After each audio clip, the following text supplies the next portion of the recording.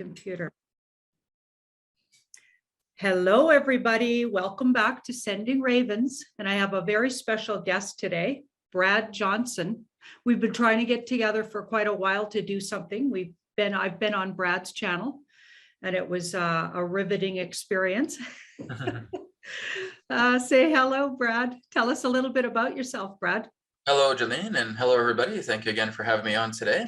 Hello, everybody. My name is Brad Johnson. Like I said, Janine and I have done a past live stream together. So we're going through a lot of the stuff of the current events about what's happening in the world. Of course, there's a lot of shakeup, but that's a great thing. So to introduce myself, I've been doing this work now for over 13 years. I originally started just this entire journey because of a book I wanted to write. I just wanted to write a book about the real extraterrestrial presence, about what was really going on behind the scenes, what was really taking place. And I wanted to make this fictional book as close to nonfiction as possible. So I went on the internet and I just started researching a lot of different things. I started researching channeling, I started researching psychics, I started researching Black Ops community personnel and so forth, just getting an idea about what was really going on. And I was just becoming captivated by what I was able to research, that it was so much more interesting than what I was trying to create in this book. So I got so captivated by all this information and said, you know what, this is great. Like, I'm hearing about people channeling extraterrestrial beings and that you can actually talk to them. And like, this is like a dream come true to me because I was always into ETs as a little kid as well too. And they said that if you go into the channeling state, you go into a meditation state, you start talking to these beings and they're so divine and they're wonderful and they believe in a one infinite creator and they can teach you all these wonderful things about how you can go right to God. And like, wow, this is incredible. So I decided just to put the book aside and said, I want to get into this. I want to start doing this. And so I went to my local library and I took out a book called Learn How to Meditate. And I just grabbed that book. It was just a simple book. It wasn't anything spectacular. People are still asking, Brad, what's the name of that book? What's the name of that book? It must be a special book. No, not really. It was a beginner's guide to meditation, really. And so I just started reading the book from front cover to back cover. I got it finished in about 2 weeks. And I started doing a lot of the exercises that they mention in the book and just going deep, closing your eyes, following the breath, doing breathing techniques, doing visualization techniques. And as I was doing that, I was going very deeply into these astral realms. And I was kind of like going into these mazes. And I would see like these floating crystal balls very vividly in my mind. And I would start touching these crystal balls and I would actually feel surges of energy coming through my physical arms. And my whole body would feel like this surging energy of these crystal balls coming through. And so as I would go to sleep at night, I would be getting downloads. I would be like feeling like I was floating in these non-physical classrooms. It's kind of like just these strands of light. And it's kind of like these beings that look like giant chandeliers that were just teaching me these different concepts, but it was never through the vocal means. It was always just through telepathic communication or communication to the heart. And so I'd wake up in the morning just knowing things about universal consciousness, knowing about the nature of the universe, understanding our connection with oneness, kind of in the beginning level, but just being able to know these things as I woke up. Wow, this is great. And I was able to really absorb the download energy really, really well. And it conveyed me to look into other deep facets of metaphysics and spirituality, energy healing, channeling, and so forth. So I got into channeling and I started exploring that. I put together an online community. It was called Saviors of Earth at the time. And so I met up with other channelers and psychics and I started to pick their brain. I just found out, okay, well, there's people who are doing mediumship here. There's people who are doing channeling. And I would just take them aside and say, okay, well, what do you guys do? How do you do channeling? How is that done? Oh, Brad, it's really, really simple. I just do conscious channeling. So I basically just get myself nice and relaxed. I go into a meditation state. I follow the breath and I just call in my source. And as I just call in my source, the words start to come in. I said, wow, that's really fascinating. I was still very, very left-brained at the time. And so I just started doing channeled writing or automatic writing, as we call it. And I did that for a couple of months. And then it wasn't until December of 2008, where a friend of mine, who was also a channeler, said, well, you know what, Brad, I feel like when I'm tapping into your energies, you have very strong connections to the star of Sirius A. So, and I feel like there's a presence there that wants to connect with you. It feels like there's a contact that wants to connect with you. So just go into your usual channeled state and put your intentions towards Sirius A and see who comes through. So I went ahead and did that. I went again through my automatic writing process, or channeled writing process. I tapped in and there was Adronis. And that was the being that I spent nearly 13 years of my life channeling. And so he basically came to me and said, "Hello, Brad. I'm a version of you 297 years in the future. I've come back at this time to assist you in your spiritual evolution. And through the nature of our arrangement, that as you spiritually evolve, you will work with others to help them spiritually evolve along with you. Is this a contract that you would still like to agree to?" And of course, I said, "Yes, absolutely." So this is basically, we could refer to these quite commonly as pre-incarnational agreements. So I would just start channeling Adronis, and the information he would give me at the time was just so profound because I was still so new to this. And I was trying to tell my wife at the time about this, and she thought I was crazy. She thought I was insane. She was looking at me like I had three heads.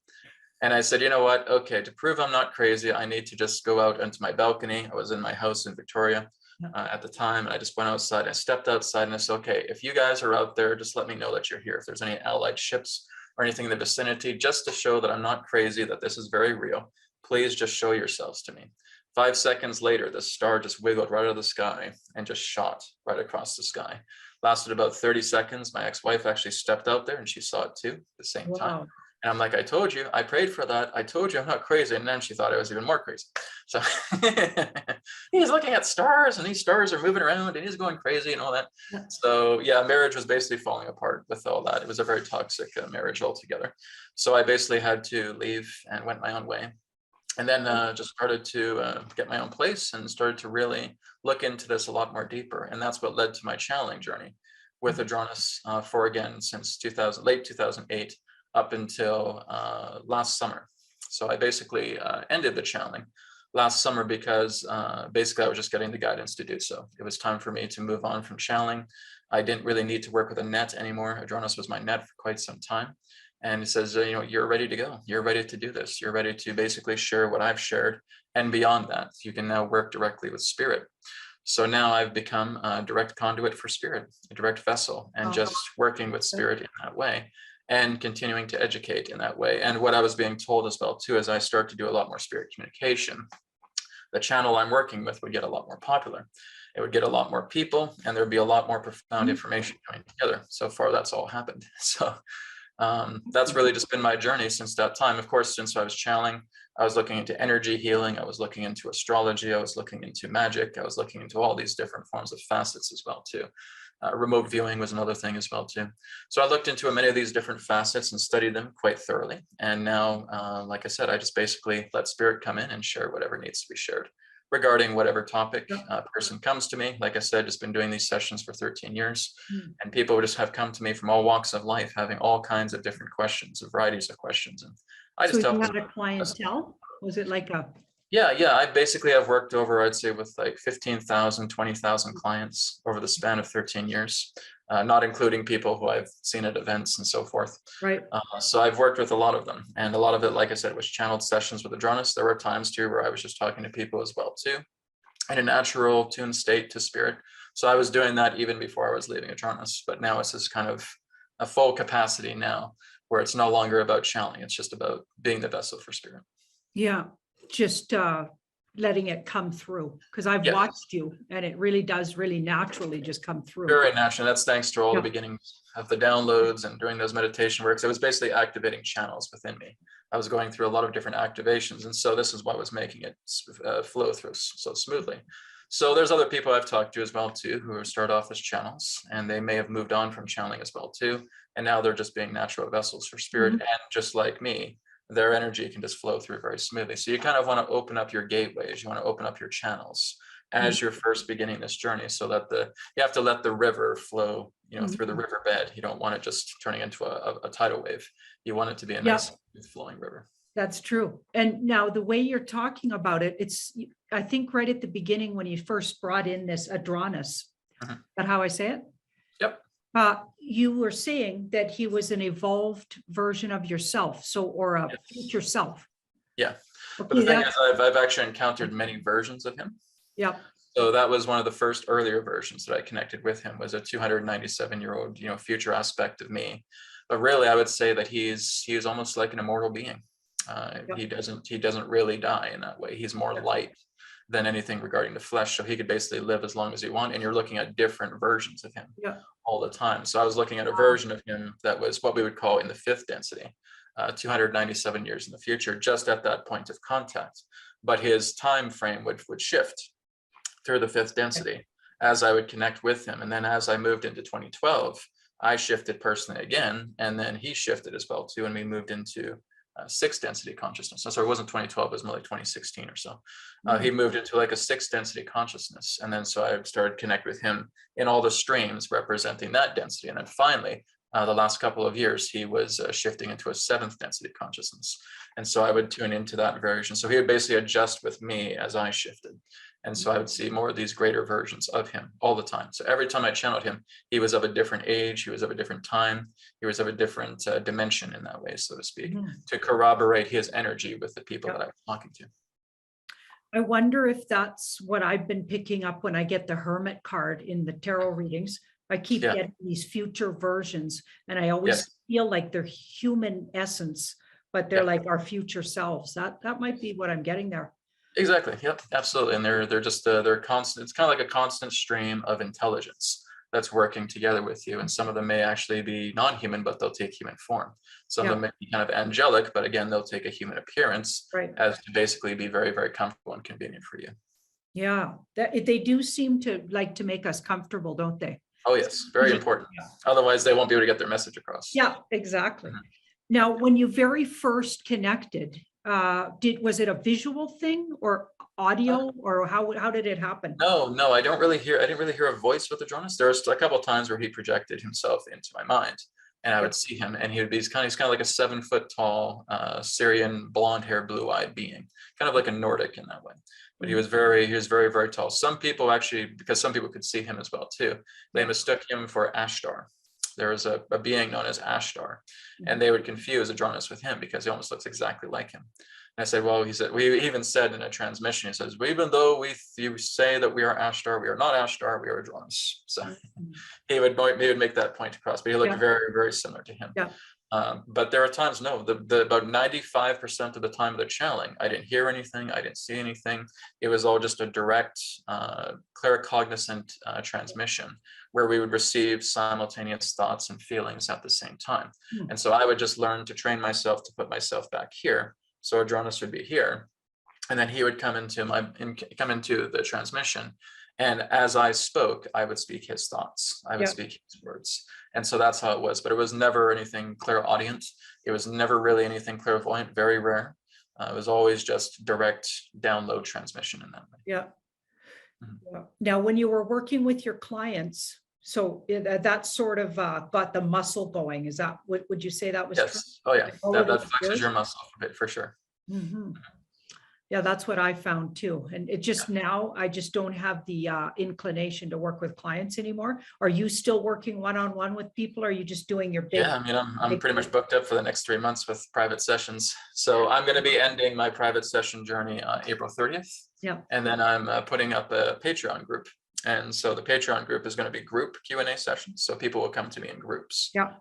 And we'll do sessions that way. So it's just too many people individually. So I can see why you left it as well too. Yeah. It's not a headache because of the people. It's a headache because of scheduling. It's a headache because I'm the secretary. I don't like doing the secretary-like things. So I said, you know what? I'm just going to get people in a big group and we'll do Q&A that way. And it's so much easier for me. Exactly. And also what you're bringing is really important for large amounts of people. Large groups. Yeah. And that's another reason why I decided to end it too, as well, because a lot of this great information should be shared with a lot of people and not just one person. So that was another reason why I actually wanted to do this for a couple of years, but I never felt I was ready to do it. And so I knew that at a certain time it would come forward where I'd end the private sessions and then group sessions would take over. So now's the time. Right. So you were like a young, 20s or something when this I started in 2008, so that would be I was 29 years old at the time. I'm 42 right now, so I was starting at 29 years old doing this, which is kind of a young age, which is nice, right? So people would say, you know, I'm Brad, I'm just waking up right now and I'm 65. I'm like, well, that's great, right? So you're still a young pup in the eyes of spirit. So just continue to do your journey regardless of your age. I got my first reading in my sort of mid-20s. But I didn't really start reading for others till I was about 29. Once I studied. Same age. There you go. Did you have a certain sort of mentor other than the off-world energy entity and or that wise ancient being? Did you have Well, a I human had mentor? I had some friends, again, who were channelers, but I didn't really consider them teachers. They were just Yeah. kind of people who I was kind of like interviewing. I was kind of like looking at myself like a journalist. And I Yeah. was interviewing these people about what they would do to channel. And I had a friend back in 2008 who was a good channel. He would give me some advice here and there, but we kind of Yeah. fell out shortly afterwards with that. Yeah. And then so basically, no, pretty much all of my knowledge has really come from spirit and has really come from Adronis in that sense. Adronis has been my teacher for the past 13 years. So he has come through and he's shared a lot of stuff. And sometimes I would get information from him and it Yeah. would correlate with what other people were saying. Right. So sometimes I would bump into people and then Right. maybe I watched them on a video or maybe I talked to them in that sense and then we would kind of exchange ideas back and forth. And then they would tell something to me and say, oh, okay, I didn't consider that. So I'll look into it. So I was kind of just peripherally going to other people. I just call them like my peers. And we would look into Yep. different things together. I'd also look at some people who aren't alive anymore and they Mhm. have some videos as well too. And they talk about certain things that I talk about and then they'd go to a lot more greater detail. So, okay, great. This would be something for a good Yeah. session down the road. So basically, other than the peripherals with the peers, no, my teacher was Adronis. It was very non-physical. I had a Uh-huh. non-physical teacher. Right. I had a non-physical teacher too, but it was an invisible wolf. It was a very large, dark color. I could feel the color, but it was a Yep. feeling, not a visual. Okay. And when it came to teach me things, it sounded like it was coming down a hill. It was the weirdest sensation. And you could hear leaves under its feet. Like if you've ever been in, nature and a dog or an animal comes shuffling down a hill to you. That's how it felt and sounded. And then I'd know when I heard that sound, okay, I'm going to get a lesson. And it would sort of sit in front of me and project lessons, kind of like almost like you said, I'd go back here and it would come Yes. front. Yeah, It was so it would very, be forefront. Yeah. wow. Maybe it was something like that coming in Yeah. in the Yeah, guise of an that's a animal. very common channeling experience like Hmm, that. Mhm. cool. Yeah. Yeah, not everybody has to leave the body. This is where people get very confused about channeling. Say, well, Brad, if you're channeling, does not mean you have to go out of your body. You have to basically leave your body and you have to let the consciousness. And it's like, no, no, no, no. Yeah. Very few people actually do that because Yeah. they have to be naturally very good with your trance. You have to work with trance for quite some time. Yeah. You don't just kind of open up your body and let some being walk in. Yeah, That's a exactly. big no-no. There has to be a very big establishment of trust. And the being that you're working with in that sense really has to establish a trust between yourself and them. Mhm. And so it's kind of like Jay-Z Knight who's channeled Ramtha in the past where she would leave her body and then Ramtha would come in and basically take over the body temporarily and then leave and then she'd come back. Yeah. That is extremely rare. That's a very, very rare thing. So that's, again, like I said, it requires not only deep trust in this lifetime, but also deep trust on a soul level. And Mhm. so that's commonly referred to as ensoulment. So we don't really use that. Many channelers in that sense are really just conscious. They're conscious Mhm. channelers. I think it takes really good boundaries to be good at channeling. Would you agree, Brad? Like you have to really have boundaries that things you're willing to do and not do, or energies you're willing to feel and not feel. Does that make any Oh, sense? my personal experience with Adronis was saying, take your boundaries out of here, actually. It was more so in the idea of saying the reason why we cannot connect so good is because you're putting conditions and boundaries on I see. yourself. And that's what's preventing the transmission from being stronger. So Yeah. what I actually teach people to do is that as we clear out traumas within ourselves, we take down those boundaries. Now, there's no such thing as a healthy boundary. That's a delusion. We want to make sure that we are boundaryless. So if we are basically going through conflicts, we're working within our body to clear out the emotional hardships and traumas that are there so that we can be a pure conduit. So basically you want to be as clear as a crystal. And that's how spirit can communicate with you fully, because now you're not putting boundaries and, oh, no, I can't talk about that. I can't share that because that reminds me of this heartache that I had one time. I said, well, that's what you have to clear. You have to heal that. And now you'll be as clear as a crystal. And now this transmission will broaden. It'll expand itself a lot Hmm. more. So we want to try and be as boundaryless as possible. Okay, so I think I might be talking about some other kind of boundary, and I'll just let Yeah. me explain here, see if I can. Okay, so the thing with when I was channeling people, especially personal humans, right, would come to me. Yeah. I felt like, first of all, I couldn't touch them, like hugs. Everybody always wanted a hug. I couldn't really hug them.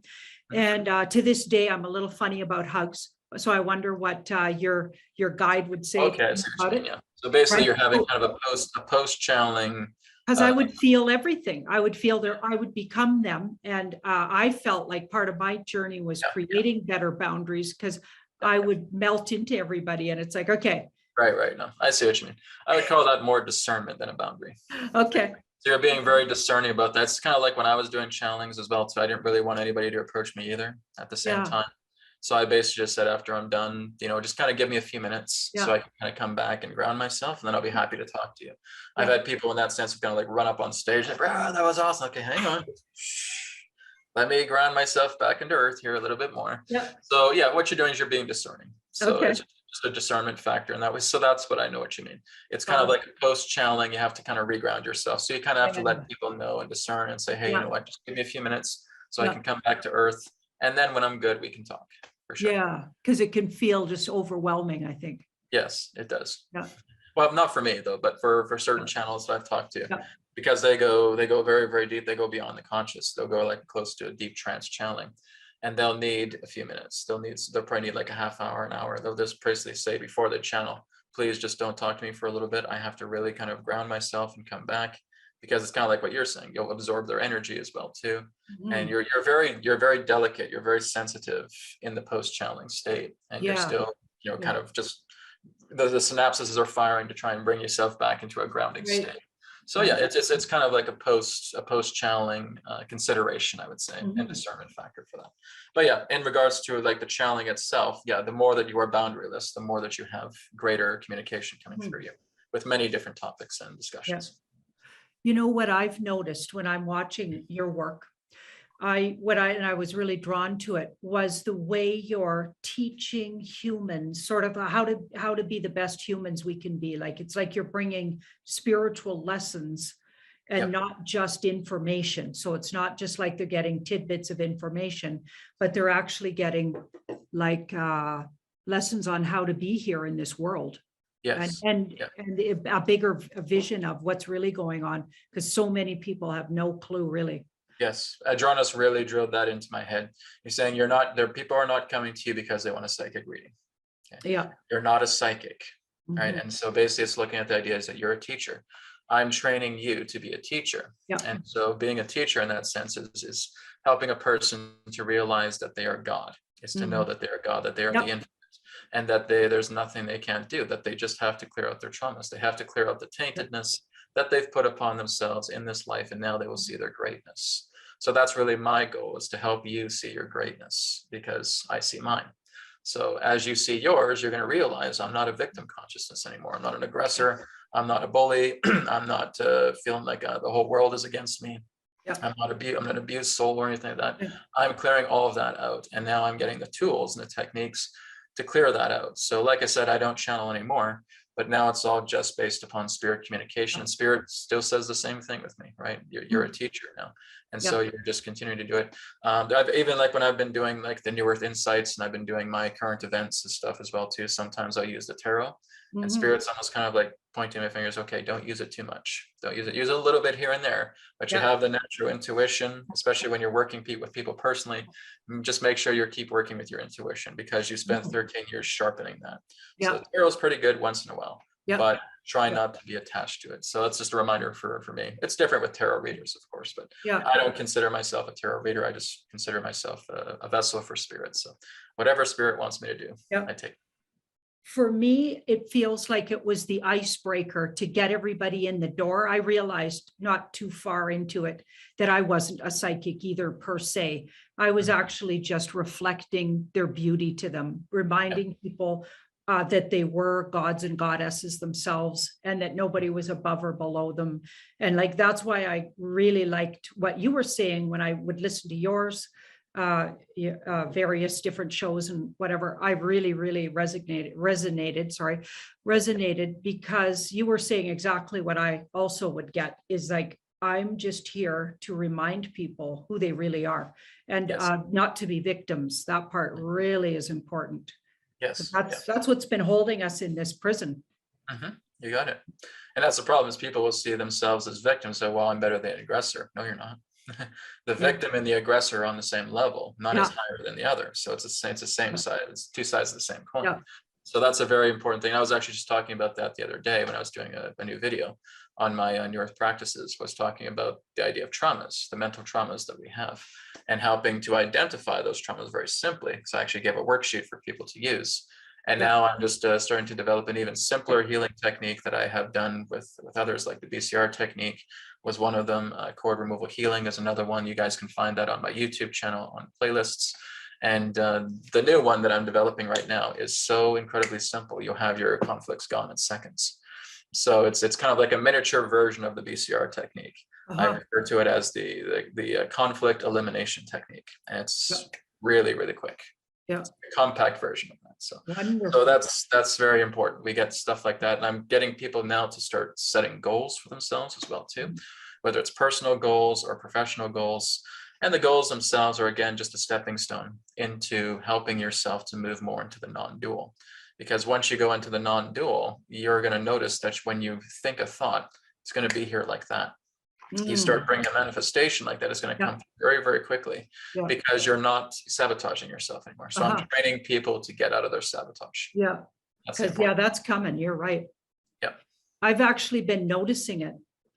Just everything speeded up. It's incredible. We're living in incredible times. How do you feel about everything that's going on? Does it feel to you like humanity is in one big lesson together, or how would you describe just there's lessons. Couple of years? There's lessons attached to it, of course. Yes, like like many of us have come here before. We've been here on Earth many, many times, and we're just attempting to snap to it and saying, why do I keep coming back? Why do I keep coming back? Because there's still something that draws me here. There's still something that I'm attached to here. And there are some people that will leave the Earth and never have to come back because they've done everything that they needed to do, and they'll take off and they'll go somewhere else, and they'll go to another dimension, they'll go to another planet. And I say, yeah, I just came here and did what I did, and I'm ready just to dust all this stuff off and leave, and I'm done. Great. That's actually the majority of people. That's the good news. But there's still some that are still anchored to the earth plane because they're addicted to sex, they're addicted to the food of the earth, they're addicted to families, they're addicted to travel, they want to make a lot of money, they want to have business. So they're kind of hanging around the lower astral plane. And so they get into these tendencies altogether. So really, in that sense, yeah, there's life lessons to learn, but we're basically just remembering why we're here, right? Earth is a very, very unique school, unlike anything else. It's a God school. It's a master university. You're here to learn how to be God. As you learn how to be God, then you're, like I said, it's all these things that I'm teaching, is that you will be able to see your thoughts manifest very, very quickly. You will see yourself being able to perform instant healing upon yourself. It doesn't matter what you have. You have the ability to make your physical body live up to 200 years without any problems. If I wanted to, I could basically just put my body up into a 200-year live, because that's what I'm most committed to in that way. But fortunately, I'm not. I'm happy with living under a century. That's okay. But some people want to say, oh, Brad, I just want to keep looking young. Well, you can. If you commit yourself to that and you're putting that energy towards yourself, you can look as young as you want to. It's all just thought. So basically what I'm teaching people is thought concentration, is helping them to concentrate their thoughts and working together with one goal, and just being able to see, I can carry out that goal because that one thought is that one goal. And I'm just clearing away any obstructions in that way, so that I've now achieved that one goal. But we're all here just to basically clear away a lot of the conflict that we've been building up for a long time. We're going inside our mansion, we're clearing out the cobwebs. What do you make of the whole idea that we're in a spiritual war, sort of good against evil, and the evil dark forces have been, and some of them are even, people are attributing it to off-world evil and or underground lizard evil, and do you know what I mean? There's all these forms of evil, and my feeling is always that we're working together to learn something from each other, and going to free ourselves because we're not victims, but yet at the same time, it appears that we've been victimized by this darkness. What do you make of all of that kind of stuff? Well, if we see the world in that way, then of course that's true, right? Right. So, and people who are very much attached to the world will see it, because we'll look at this good and evil principle and say, well, there's good guys, there's the counter forces, there's the alliance, there's the human guardians, and then there's the lizards, and there's the Draco, and there's the reptilians, and there's the AI. and there's the soul rebels and so forth. And so they're running amok and they're wreaking havoc. If we're part of the dualistic world, we will absolutely see that 100%, no doubt about that. Yeah. But if you go into the non-dual world, you're not concerned about any of that whatsoever, because it can't touch you. So when you go into the non-dual, and like I said, you are being your own sovereign, you are living from the inside, you're not concerned about those things. You can basically clear those things away with a snap of a finger and a thought that just comes together and saying, I understand now, I'm able to see the road signs about what Earth is trying to tell us, about where Earth is going through, and these are all just cycles. These are all just signposts telling me, okay, yeah, there's going to be some trucker convoys in Canada, and now Canada is going to be leading the way, and now you're going to have other countries that are going to do trucker convoys, and now they're going to start leading the ways. Now you're going to have the farmers join the trucker convoys. And now you're going to have the people joining the convoys. You're going to have people shutting down businesses so they can go join the convoys. It's exactly what's going to happen. And now the whole government says they're overwhelmed. Oh my God, the people are awake. So all I'm doing is I'm just seeing the cycles. I'm just seeing all these things as they turn out. And I don't really need to get riveted by it and say, okay, that's neat. Like I see it as it is happening. Yeah, great. I can tell this is just all part of the cycles that are happening. My love is always with the people. My love is always with the idea of these cycles, because this is what the divine has chosen to have happen. So that's really how I see it, is I just see it from a non-dual perspective. I'm not concerned about reptilians. I'm not concerned about lizards. Right? They're just us. They're another version of us in another reality, and they've been bred to think this way.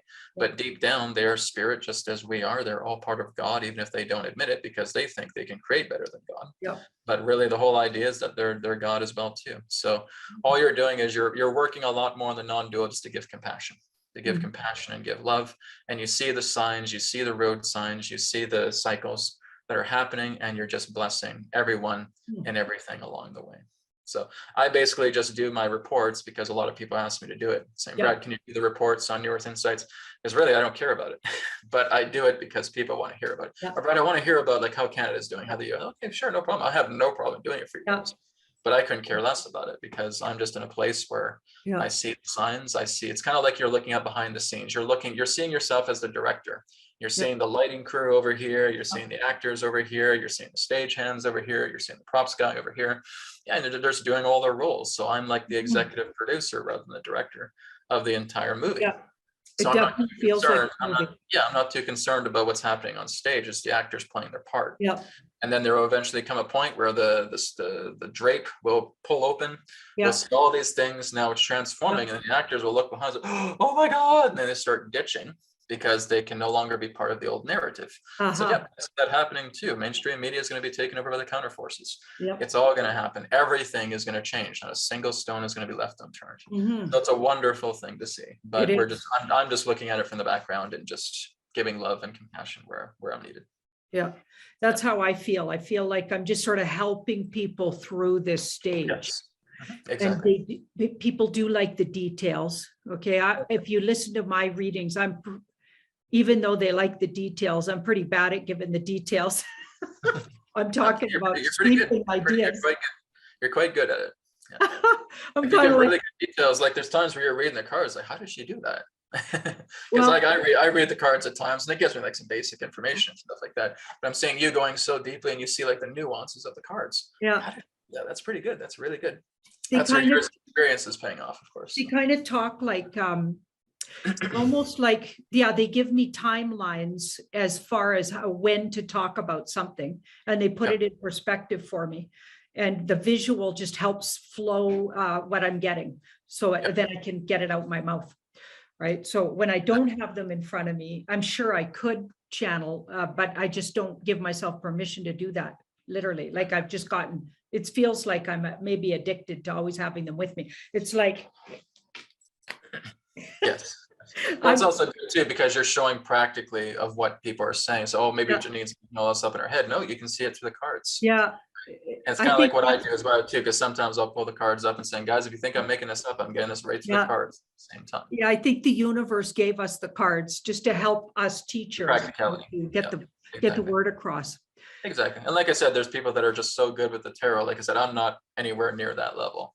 Like I said, I'll see a basic reading. The basic reading I do is I created a custom spread, and I call it the pillar spread. So I basically put 2 cards at the top. I say, this is the subject, this is the past, And I put another card below it and I said, this is the present moment.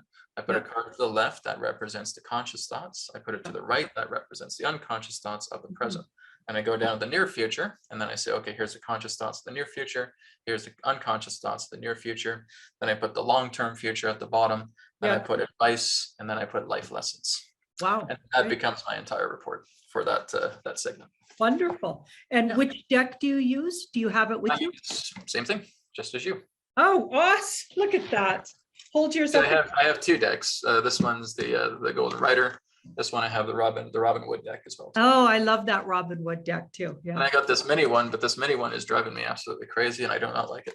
Oh, It just it comes out of my hands all the time. I was like, no, I don't like this thing. I thought I would get one to try it. Yeah, I thought I would give it a try to see how it's like. No, it's not really.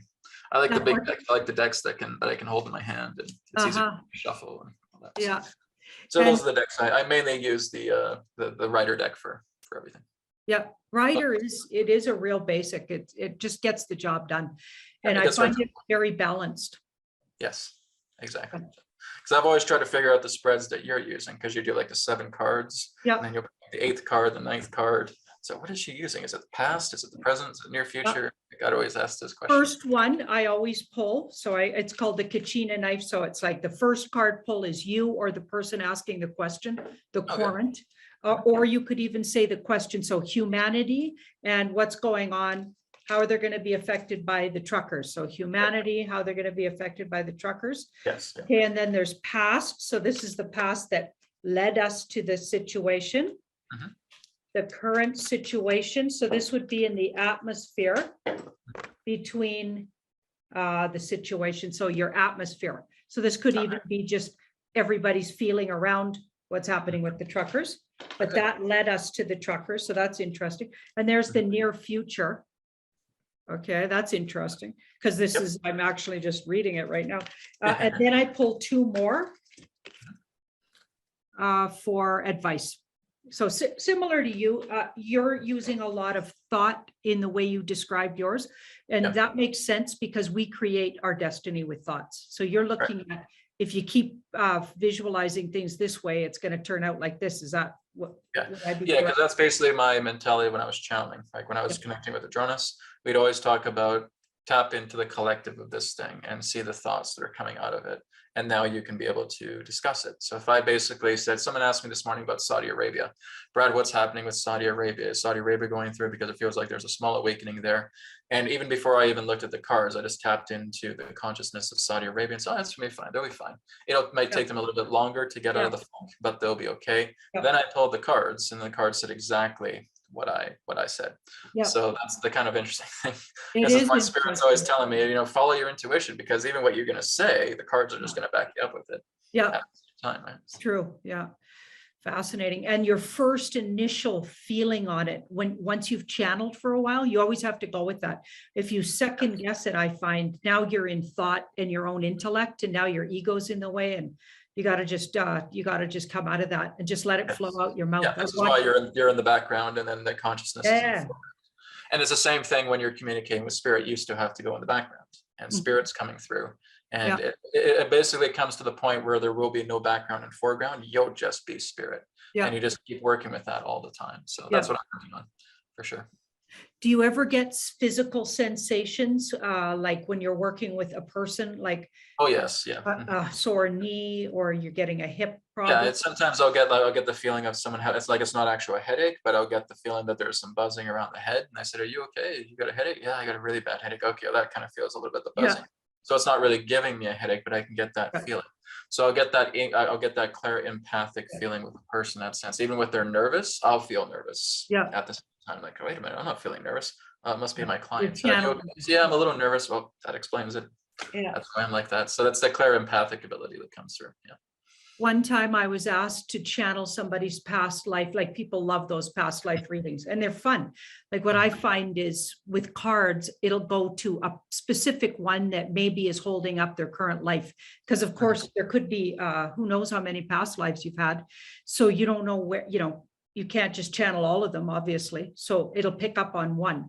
And what happened was I literally so I got into the person's past life self, and I was in in the Dark Ages on a pile of bodies, Mhm. and they had died of the plague, but I was still alive. But they didn't know I was because I was so ill. But Yeah. I was in a pile of, yeah, it was horrifying, and I could smell it, and everything was the worst thing ever. Mhm. And Yeah. the person was sitting in front of me, and I flashed to that lifetime. And I had to come out of that and explain that to them. Why that wasn't what they wanted to hear. That's Yeah, exactly. definitely I was. did the Akashic records as well too, where I'd basically go in the Akasha, and the good news, I didn't really go too vividly into it, but I would get these flashes about what was happening. I'd see like war-torn situations, people getting decapitated, having these wars. It was very, Yeah. it was like looking at Game of Thrones in that sense, right? It was very, very gruesome. And then you got to tell the person that, okay, well, Oh, this is yeah. exactly what happened. You were actually killing a lot of people. You were killing. Right. Right, come on, I'm not a slaughtering person. What are you talking about? So I'm not talking about you right now in this body. I'm talking about this other dimension to where you're being shown, because the whole idea is you still have that kind of ruthless attitude with you. It just comes through words rather than the idea of you cutting someone's head off. Yeah. Yeah. So yeah, I went into the Akashic records quite a lot, and I would look into people's other lifetimes. And sometimes I would even tell spirits, like, try not to get too gruesome with me, because it's just hard for me to convey that to Yeah. the person. So I said, just kind of give me a download about it. And so that's kind of what happened. It's kind of like I was saying that subconsciously. It's just give me a download about this stuff. I don't want to go too much into the gruesome details. And so I would just get flow about it without having to go deeply into the stuff. Because if you went very vivid, yeah, you could look at some really horrifying stuff. Oh, yeah, yeah. And because like, if you think about human history, it is horrifying, really. It It's is horrifying, absolutely. not like Even when we you look a have lot it more here. deeper into what's happening, then you'll see it's actually a lot of it is ET controlled, it's off-world controlled as well. Uh-huh. You're actually seeing reptilians doing psychic impressions upon people and telling them to do Wow. these things. You'll look into the inner earth, and you'll look at different beings there as well too. Yep. You look off-world, you look at the Draco, you look at Yeah. different things. It can be, the deeper you go, the more surprising it seems. Yeah. So are you thinking that we're literally living in a matrix, and it's more controlled by those projections? So this is what the yogis always refer to as Maya, right? Maya is the matrix. So Maya represents the idea that it's the appearance of consciousness, but it's all thoughts, it's all impermanence. And so that would represent a matrix in itself. The entire mind is a matrix altogether. It's a tool, it's a construct in that way. But it is of intelligent design. It's not intelligence itself. Spirit is intelligence. Yeah. Spirit is putting its intelligence through the mind to convey itself, to express itself, to bring about experiences, to know that intelligence is behind the mind construct. But looking at the mind itself, it most certainly is a matrix construct. Yeah, that's part of its design. Yeah. Now, just for fun, because I bet the audience will love this, the viewers. Since we both got our decks here, Okay. do you want to pull a really short little look at, for instance, since we're talking about those truckers, just for Okay. fun, and we're both Canadians, Yes. wouldn't you say it's brought Canadians together a lot more than usually? Like, Canadians are actually leading the charge right now of that, which is kind of interesting, because I thought Canada would be one of the last countries to wake up. I did But too. I think we're going to be one of the first. So I did get, though, when I looked at it the other day, I did get a surprise from the universe. And I'm feeling like the trucker thing is the universal surprise, because it Yes. has been stirring people to tears and joy, which of course is exactly like what you said. We got to get to that love and just open our hearts and loving. And it's really opened a lot of people's hearts.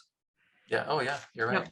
And that's the great thing. Like I said, and people are other countries are going to follow suit with that, which Yeah. is great. I'm You'll just see going other to do a convoys. quick look from my end, but you start when you're ready. Okay, well, I'm just going to do my pillar spread here and look into that. I was actually covering this last week on New Earth Insights about the trucker convoy. Awesome. So we're gonna have Brad's particulars below, so you're gonna be able to find him if you don't already know who he is. Yes, and I'll get into that too shortly as well. So Yep. you can find me. Awesome. Okay. Make some room here. I have to make some room for my table. Yeah. So looking into the situation right now, like I said, it's going to be pretty prolonged. So it's kind of playing itself out right now, the situation in regards to truckers. It's going to bring about such great glory, right? Just the idea of the inception of this event is going to lead to sunny days and wonderful times and amazing things happening as well too. So in the present moment right now, right? So it feels like there's some worry, some concern. Maybe again, we're having like 150 miles of traffic with the truckers as well too. So we're seeing some people saying, what's going on here? The news isn't covering it. What's Yep. taking place? And of Yep. course, the whole idea, new things coming together, right? We're seeing some secrets about to be revealed here. Now looking into the near future. New future is great. Near future, sorry, let me go back here. This is the present moment. So we're getting strength. Strength is coming together. We're now looking into the Ace of Pentacles for the near future. So blessing, we get aces, of course, which is always great. And of course, we get the conscious thoughts here, right? It's time to really kind of take a stand. We're moving away from the old fold. We're moving away from the old times, the old game.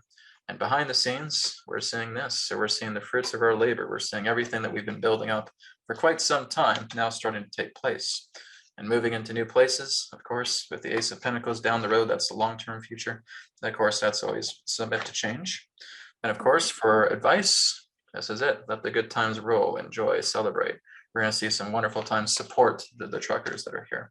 And Yeah. of course, in the life lessons, listen to the inner voice, listen to yourself, listen to your guidance, follow to where you are being guided to helping out with this convoy and offer all of your support that you can. Mhm. So that would be the basic reading I'm getting. Right on. It was funny that you had that Knight of Wands, because when I did that little quick one, when I was just pulling them, that was the outcome too, was the Knight of Wands. Oh, there you go. Going into new territory. He's charging in with a new energy. See a new beginning. Sorry, go ahead. Yep, we're just going to see a new beginning, see a new Yeah. time. Yep. So speaking of new, we got this new birth card. This is them. So this is the There you go. truckers. And this is the situation that they're bringing. So Mhm. interesting. So it's like they rebirthed or birthed a new way for people to see Canada, for starters, because I was getting really embarrassed there for a while. So people are looking at Canada differently. They're looking at truckers differently. This is like a heartfelt opening card. So we really open up like that boundaryless. And it's also bringing a lot of emotions. People are crying with joy. And when they see them go by, somebody's actually fighting for their rights to be human. How amazing, right? Then there's this card. So this was what they're bringing. So moving things out of troubled water. So they're shifting, because we were at a stalemate. Nobody was, everybody was going along and just bending over. It was just getting so dreary.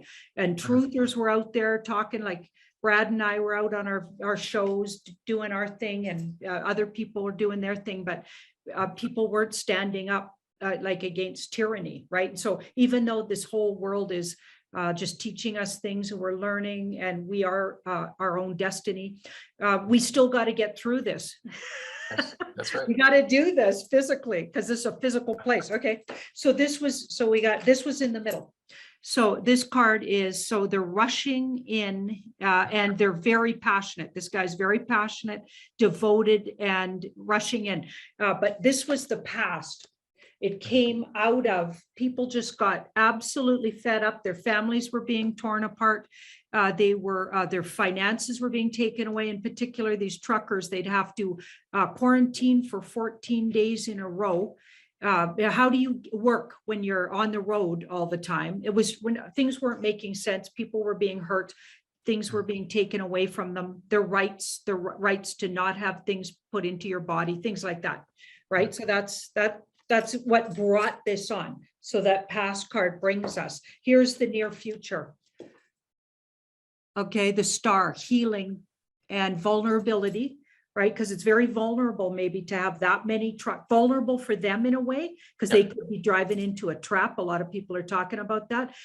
Some of their leaders are being smeared. There's all these smear campaigns. I got my sleeper relatives writing to me saying, oh my goodness, these guys are all racists and all these lies that they put out about Terrorists. Yeah, they're terrorists. Of course, that's just from the playbook, but some people don't get that there's a playbook out there and that mainstream media can't be trusted. But this card feels like it drops like that dropping of the veil. I think them going there really shows, this is like naked. They're naked. So even the government's going to be laid naked, because we got Trudeau running off for 5 days, hiding in his cabin, He's probably nowhere near the whole situation anyway, because, oh, he's been exposed. It's exposing people, it's exposing the media for what they've been up to. They've been shutting off cameras on the street so you don't see how many people are gathering. Like, it's just, this is like an exposure card in a way. And a lot of humility to that card. So some people are going to have to eat some crow, when these guys show up and they're not terrorists, and they're just a whole bunch of family people, and people love them. And if you read the signs on the truck, it's obvious what they're up to. Oh yeah, that's true. Right? Made Here's that pretty apparent. give them, like, be there in your heart, right? And be happy for the breakthrough and celebrate with them. Because even if they don't get any of those demands, which I don't think is true, but even if they didn't, they still brought everybody some joy, some happiness, and raised our vibration and gave us hope. And now the whole world, these things are springing up all over the world. If sleepy Canadians can do this, other people can figure this out. It's brilliant. It's very interesting too, because we had some different cards, but we're saying the same thing. Yeah. That's the beauty. This is where I say that we connect to the same source. We may Yeah. have different cards, but we all reach the same conclusion. We all get the same thing that's happening as well. So this is a beautiful thing in human history. And this is exactly what I've been talking about with 2022. It represents the year of action. So it's the year of action, it's the year of justice, and it's the year of healing. So that's really what this whole year comes together. 2020, 2021, we had some shaky ground there, that's for sure. But that was all part of, it's kind of like looking at the three stages of a play in that sense, right? The first stage is like the disaster. The second stage is if everything feels like it's going to hell. Third stage, we get out of it.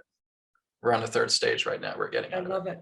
So I've always said that probably before the end of April, we'll see the complete and total destruction of the COVID agenda. Oh, beautiful. Yeah. So we're going to see, I'd say at least 90% of the countries will fall in line to clear out the COVID agenda. It'll be done. People who are both vaccinated and unvaccinated will be able to travel the world again. Exactly. I've been getting that exact same thing, Brad.